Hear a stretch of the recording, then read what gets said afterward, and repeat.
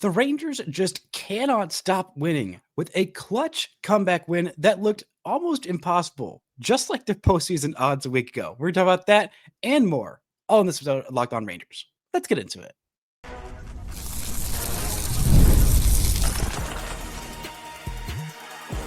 You are Locked On Rangers, your daily Texas Rangers podcast, part of the Locked On Podcast Network, your team every day. You are locked onto the Texas Rangers, the first and best daily Rangers podcast. I'm Bryce Patrick, a cripplingly addicted Texas Rangers fan, covering this team for 12 seasons, including all 7 as the founder and host of this podcast. Thank you all so much for making Locked On Rangers your first listen every single day. If not already, you can follow me on Twitter at Bryce Patrick. You can follow the show at Locked On Rangers. Hit subscribe on your favorite podcasting platform and on YouTube, where the best way you can help grow the show is to comment nearly any single thing below. Now, on today's show, we're talking about an incredible comeback win, a tough pitching performance for Patrick Corbin, and just everybody on this roster saying next man up isn't just a mentality, it is a way of life. Before we get into all of that, this episode is brought to you by FanDuel. Football season is around the corner, and so the FanDuel app, visit the FanDuel app today and start planning your future bets now. What an incredible comeback victory for the Texas Rangers, winning their season-long best 6-game winning streak, which they have now done 3 different times. This one looked like the most unlikely of the wins of this 6-game winning streak, because just 2 batters in, the Rangers were already down as much as you can be 2 batters into Patrick Corbin's start. 3 home runs given up in the first 8 batters, and the Rangers said, you know what? That's fine. That's fine. We don't care. We are going to keep on keeping on despite losing All-Star after All-Star after All-Star after eventual Cy Young winner after potential MVP candidate. I mean, it is just insane, the list of players that the Rangers have lost in the last week and a half. It might unfortunately be getting longer. They did get some reinforcements back in this game with Jake Berger, with Chris Martin, both returning from the IL, both of whom had incredible first games back. I mean, just what a spot for both of these guys who just come in and step up and be fantastic in a spot where the Rangers desperately needed them to be at their best. But this was an incredible game from Cody Freeman, from Wyatt Langford. But I really want to start with Cody Freeman and Alejandro Ozuna, 2 guys who heading into the season, I thought nothing of in terms of their potential to affect a postseason race. Now, long term, I really wasn't thinking much about Cody Freeman, honestly, and I maybe I should have been. I mean, Freeman has been a pretty solid hitter and a really good defender at a bunch of different positions since switching off being a full-time catcher. His offense has been just pretty good, but he is such a baseball rat, such a guy, a dirt bag, as type of participation on Twitter is fond of often calling him, a guy who just does those little things, the scrappy things. And Alejandro Ozuna is the same way. Now, Ozuna came up with the game-winning hit in this one, a ball that, bounced off the pitcher for what ended up at first looking like a 1-run single, ended up being a 2-run single, an incredibly hard-hit ball that probably, if he was a little bit luckier, would have gotten past the pitcher and just into the outfield. It wouldn't have taken a replay review to score both of those runs. Maybe he ends up at second base as opposed to first base. But Cody Freeman with just some incredible bit of baseballing in this game. Some really good defense there at second base. And his second home run as a big leaguer off of a guy that it's really tough to hit off of. A very, very tough fastball heavy pitcher in Ryan Nelson, who the Rangers were able to get to the last time they saw him. But I think that scoreboard looks a little bit, the box score looks a little bit misleading for how well Ryan Nelson did against the Rangers in that last start out. He started the game that the Rangers ended up coming back miraculously after Nathan Eovaldi had his worst start of the season. And they ended up getting a 3-run homer to chase him from that game. He ended up giving up 5 runs in 5 innings pitched. But that 3-run homer by Wyatt Langford that really kind of sparked the life in that comeback, that kind of made it look a little bit more deceptive than how well he pitched. And Nelson pitched very well in this one, going 6 innings, only giving up 3 runs, all of them coming off of the homer. And Cody Freeman hitting that 2-run bomb to give the Rangers just that little bit of life, down 3-0. And he said, let me get you guys just that little bit of hope coming off of a fastball, just tomahawking that thing into left field. The Raiders tying the game up on a Wyatt Langford game-tying home run. He just missed hitting a game-tying home run earlier in the game. This one, 110 miles an hour plus off the bat. I believe it was 112.2 miles per hour. One of his hardest hit balls of the season. That thing was a missile headed for the left field seats. His 21st homer of the season. He now ties Corey Seager for the most home runs on this Texas Rangers squad. He is almost assuredly going to end up finishing with that lead. But the day by Cody Freeman wasn't done with that 2-run homer. He also came up with a hugely clutch RBI single on a great bit of hitting, a 2-strike pitch. He had seen sweeper after sweeper after sweeper, and sees a sweeper that's a little bit off the plate, but close enough that he's really got no choice but to just try and do something with it. It is a perfectly located slider sweeper by Woodford on the outside corner.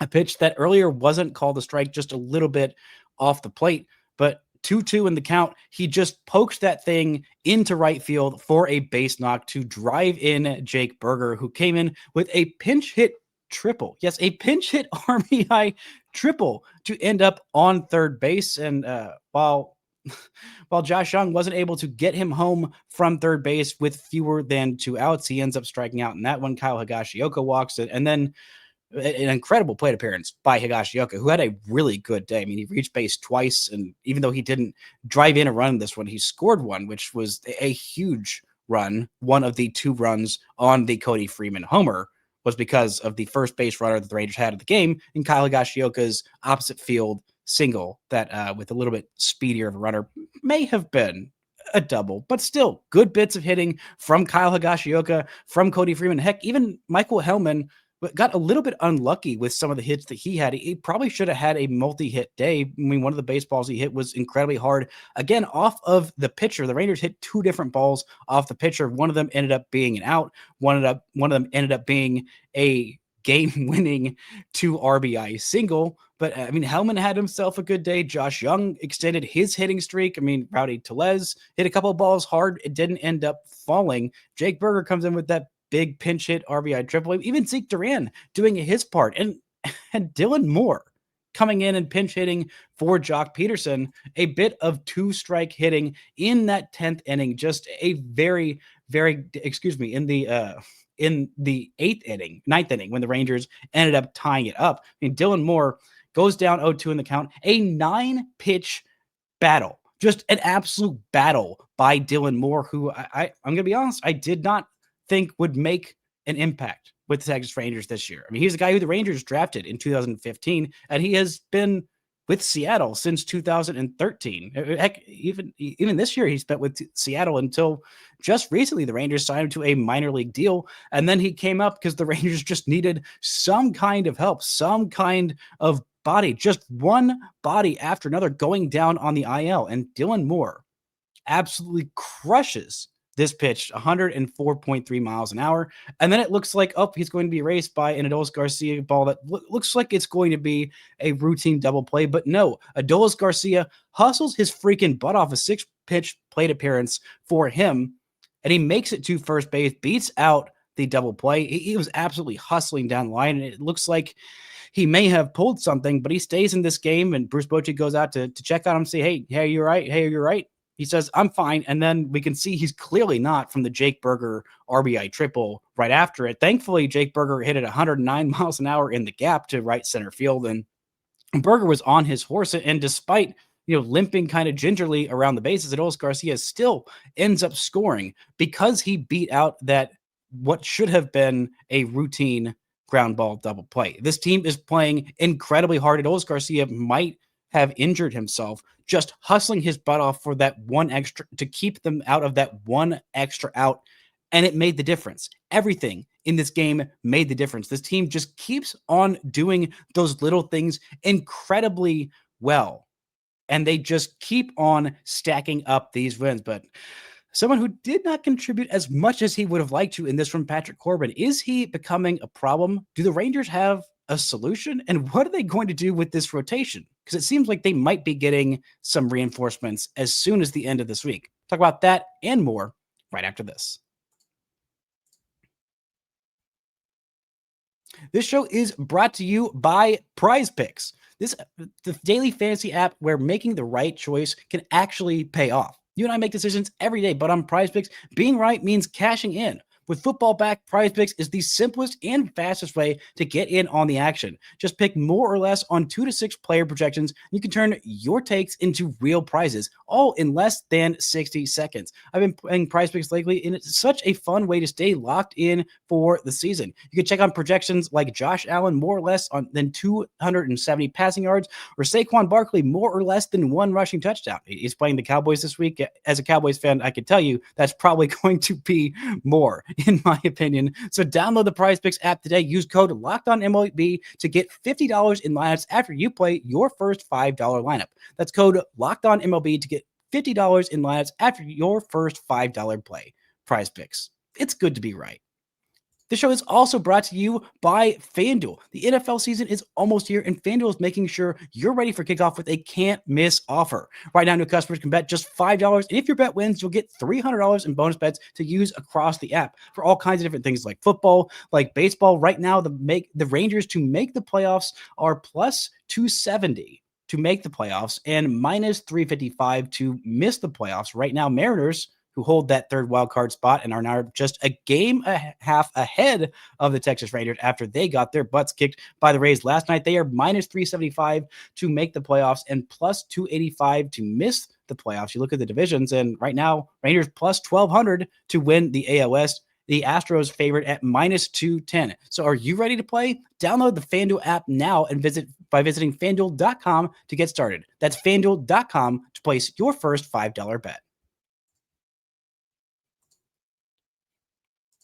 Shout out to the Everydayers making Locked On Rangers your first listen every single day. On tomorrow's show, we'll be talking about Game 2 of this series, another Jacob Latz start in this rotation, maybe his last start of the season, because the Rangers look like they might be getting some help sooner as opposed to later, and this is a great time for it. I mean, this was a tough game for Patrick Corbin, who, despite knowing this Arizona Diamondbacks team and knowing this, or I guess more knowing the stadium, knowing what it's like to pitch here, he has made the most starts of his career in Chase Field, more so that, or I guess most appearances in Chase Field, more so than he has made anywhere else. But he has not done well against these Arizona Diamondbacks when he has come back to face his former team, not the team that drafted him. He was drafted by the Angels and then acquired in the Dan Herron trade. That's how old Patrick Corbin is. That made me feel incredibly old, because I do not even remember Dan Herron very clearly pitching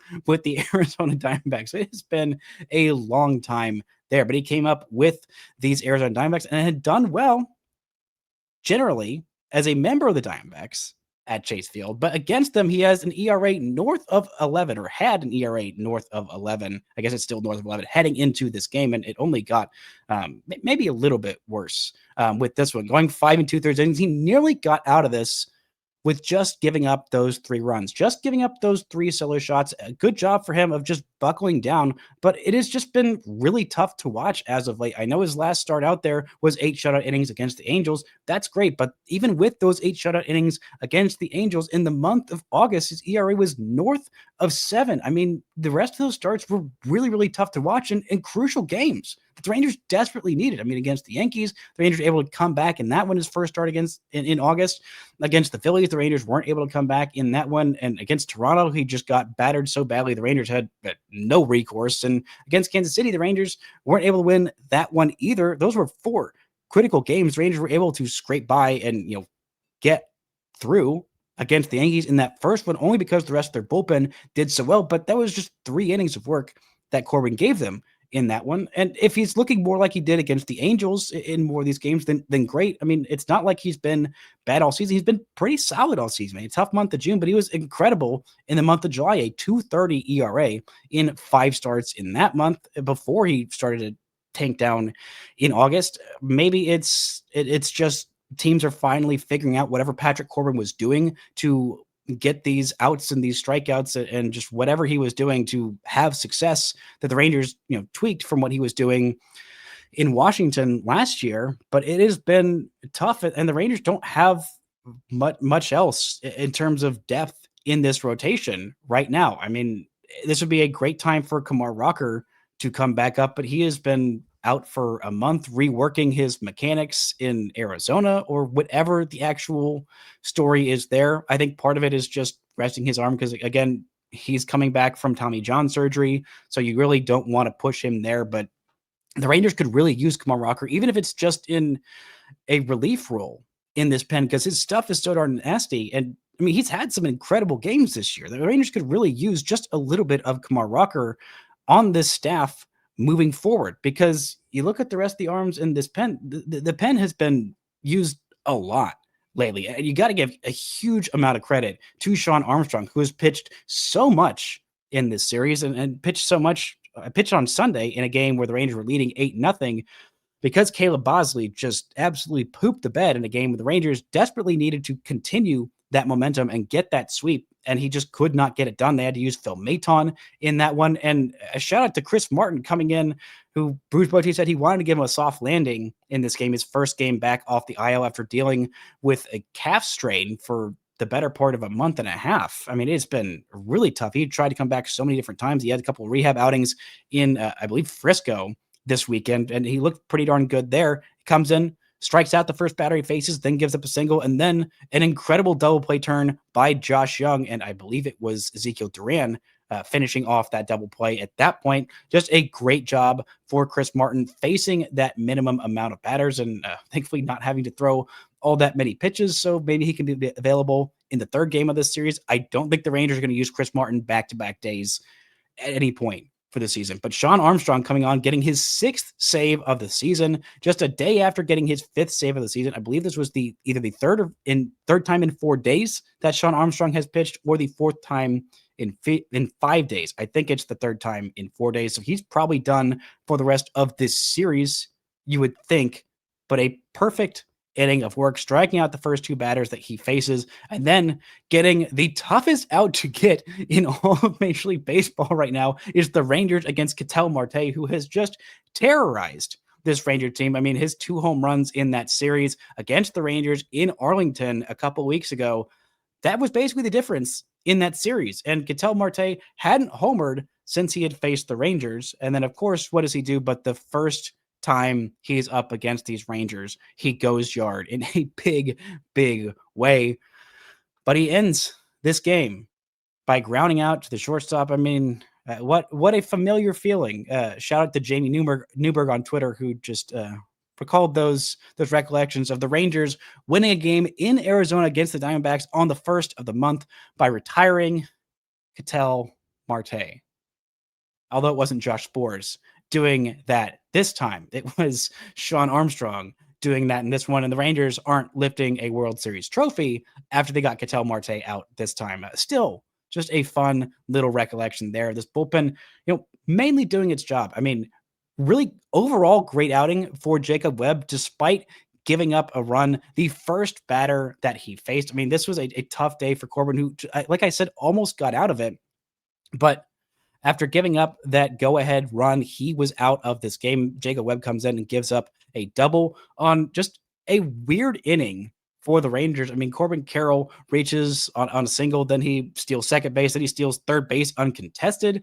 And then Blaze Alexander, who played 3 different defensive positions this game and had some incredible plays out there, including one defensively in center field on a play where somehow behind him, the left fielder, Lourdes Gurriel, ended up getting hurt. It looked like a non-contact knee injury. Thankfully, he was able to walk off at least to the cart on his own power, really wishing a speedy recovery for Lourdes Gurriel. A scary moment back there. But Alexander had himself a little bit of an injury scare, fouling a ball off of his foot. And this was the most frustrating part for me with Patrick Corbin. He had him down 0-2. He had Blaze Alexander down 0-2 after some really good pitches. First pitch, called strike. Second pitch, fouled off of his foot, a cutter in right on the corner of the strike zone, or on the edge of the strike zone, not quite in that lower corner. He got him down 0-2. He fouls the ball off his foot. He's walking around for, feels like 2 minutes. Then he steps back in there, and Corbin throws him a sinker right down the middle of the plate that he hits the opposite field for an RBI triple. After just limping around, he sprints up with one of the fastest triples I've seen and just dives in there to third base and pops right back up. And it seems like he was actually just fine the entire time. Just a little bit of dramatics there from these Diamondbacks. And then Jacob Webb comes in and gets behind in the count and then has to throw a changeup in the middle of the plate that Gabriel Moreno just drives out there for an insurance run. At that point, the Rangers had already given up the lead that they fought so hard to get back with that Wyatt Langford homer. But Jacob Webb, after that, locked down and gives the Rangers some length in this one. They've had to use a lot of leverage levers in that game on Sunday that, if not for Bosley's implosion, they really wouldn't had to have used anybody in that spot outside of Bosley for the final 2 innings. It should have been plenty. But Jacob Webb gives them 2 1/3 innings of shutout baseball, strikes out a couple. Chris Martin comes in with his shutout inning of work. Sean Armstrong comes in with his shutout save inning of work. And this was a great, great win for this Texas Rangers team. But if Patrick Corbin continues to struggle, is it going to be Tyler Mahle time? Well, it might be regardless. We're going to talk about Tyler Mahle making his first rehab start, when he's coming back, and what this bullpen might end up looking like, because it might look different by the end of this week. Talk about that and more right after this. This show is brought to you by Upside. Hey, Locked On Rangers fans, are you still paying full price for gas? Stop leaving money behind. Get real cash back every time you fill up with the free Upside app. Simply download the free Upside app in the App Store or Google Play right now and start earning cash at the pump today. Use my limited time promo code SEASON and get an extra 25 cents back per gallon on your first fill up. You could make up to $300 a year just from buying the gas you already needed. At first, I thought it was too good to be true, but it's totally legit. Real people are getting paid just to make their daily commutes, and you can too. Plus, with you can cash out anytime to your bank account, PayPal, or an e-gift card for Amazon and other brands. Don't let this offer drive on by. Download the free Upside app now using my limited time promo code SEASON for a limited time 25 cents per gallon bonus. That's promo code SEASON. Offer varies by user and location. Go to upside.com for terms and conditions.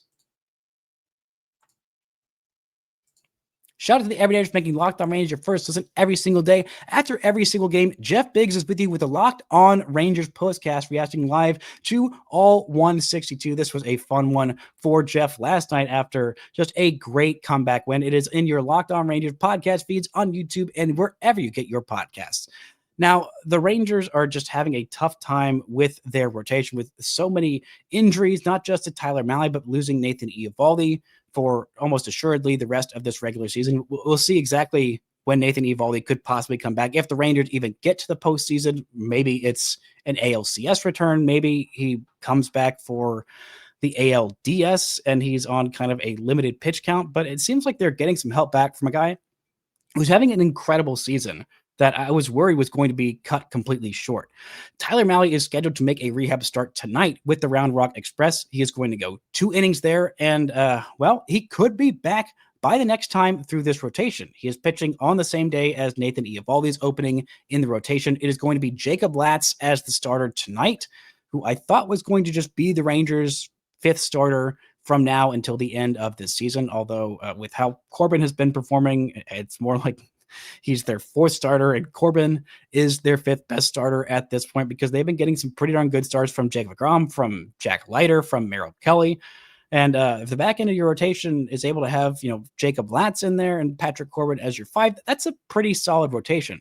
But it could be better. And by adding Tyler Mahle back, he could be back by, I believe it'll be Sunday at this point, as the rotation is lining up. The Rangers have an off day on Thursday, so it'll be Merrill Kelly on Friday. If the rotation holds as planned, it'll be Jacob deGrom on Saturday, and then that would mean Sunday, with a little bit of an extra day of rest, we could see the return of Tyler Mahle, who again has just been incredible this season. I mean, I think a little bit overperformed his peripherals for sure, but a 2.34 ERA in 14 starts, 77 innings. I mean, he could have a few more strikeouts, and the walks did get a little bit up there at a certain point, but did a really good job of limiting hard contact and limiting home runs. Only half a home run per 9 innings this year. I mean, the guy was just flat out incredible. A 1.8 baseball reference WAR in just 14 starts. A full season, that's a nearly 3.5, 4-win season for a starting pitcher. That's what Nathan Eovaldi has done in just 22 starts, is 4.2 baseball reference for. I mean, Tyler Mahle is a big part of this rotation. And assuming the Rangers don't have Nathan Eovaldi, at least to start this postseason, it gives the Rangers a guy who could be their number 4 starter. Maybe they're even number 3 or 2 starter, depending on how things stack up. Because right now, if the Rangers made the postseason, again, a big if right now, Baseball Reference is very optimistic about their chances, giving them a 51.2% chance to make the postseason and a 5.6% chance to win the World Series. That seems a little aggressive, because Rangers are just 1.5 games out of that final wild card. They're 4.5 games back of the Houston Astros. Fangraphs is a little bit more pessimistic. They give the Rangers an 18.7% chance to make the postseason and a very slim 0.4% chance to win the World Series, despite the Mariners, who have a significantly worse run differential, giving them, surprisingly, a 7.2% chance to win the World Series, which is the fourth best in the American League. All right, it's at least behind the Blue Jays and the Yankees and the Tigers, which I think feels fitting. Just a little less than shocking that a site run by a Seattle Mariners fan is a little bit more in favor of a Seattle Mariners team than the Texas Rangers. But the Rangers need Merrill Kelly. They need Tyler Mahle. They need Jacob deGrom. They need Jack Leiter to be incredible, because if this Rangers team does make the postseason right now, it's Jacob deGrom starting game 1. And I don't know if I'd go with Jack Leiter, the number 2 starter, but I think I might at this point. He's been pitching better than Merrill Kelly, but Merrill Kelly does have postseason experience, with Jack Leiter does not have at this point. And then with your number 4 starter, at this point, it'd be Jacob Latz, because I do not trust. I love what he has done for the Rangers this season. The Rangers they are not right here, right now, without what Patrick Corbin has done this season. All of that is still true. And he's faltering as of late, but it doesn't take away what he has done, eating up so many innings and making start after start after start, just being healthy and solid, serviceable starting pitcher. But there's difference between a guy who can get you innings in the regular season, make a start every 5th day, and someone who you can trust out there to win a postseason game. And right now, Patrick Corbin is not that, and I don't know if he's going to be that. But the Rangers are getting even more reinforcements, hopefully by the end of this week. And Cole Winn, he is going to pitch an inning tonight with Round Rock, and he could return pretty quickly afterwards. He's been dealing with some arm fatigue. And you look at the Rangers roster right now, and the Rangers are going to have to make some kind of move to put these guys on this roster. Cole Winn is just on the 15-day IL, so he won't necessitate making a 40-man roster move. I don't know why John Gray is still on the 40-man roster. He's still listed on the Rangers 40-man roster on the Rangers website, even though apparently they have put him on waivers. And maybe they put him on the 60-day IL. I don't know exactly what all's going on there. I don't think anybody claimed him on waivers, because if they did, he would be somewhere else. I mean, he's going to have surgery. He's not pitching again this year. So I guess just putting him on the 60-day IL, maybe that's the corresponding 40-man move, because Tyler Mahle is on the 60-day IL. So he's going to need to have a 40-man roster spot opened up for him. Maybe that's just dumping Caleb Bosley. Maybe that's, I don't know. Maybe they end up designating Luis Corvello for assignment. I don't think that's necessarily going to happen. Maybe they do that with Mark Church, who's still on this 40-man roster. I'm not entirely sure, but the Rangers are going to need some help there. And just on their actual active roster, maybe they put Bosley on the IL, because I don't want to just cut bait with Luis Corvello. We haven't seen Danny Coulomb pitch in a week. I don't know what the status of him is right now. He has been pretty terrible for the Rangers the last couple of starts. I mean, his last 7 games, he's got a 13.5 ERA. I mean, the last start out there against the Angels, he came out and he just got shellacked. I mean, he's had a couple of outings before that where he was fine. I mean, he was really good for the Rangers the first time that he pitched for him, the first couple of times. Heck, against Seattle, he was incredible. Against the Yankees, he was pretty darn good. Against the Phillies, he was, mostly good. It was really that game against Arizona. And then against Toronto on that Friday night game that he kind of struggled. And again, against the Angels in that game on the 26th that I believe the Rangers ended up losing that one. That was a tough one. He hasn't pitched since that game. Actually, no, the Rangers ended up winning that game. He just could not close out a 7 run deficit. And he had to be given away for, I believe, Phil Maton at that point. So, I mean, the Rangers are going to have to do something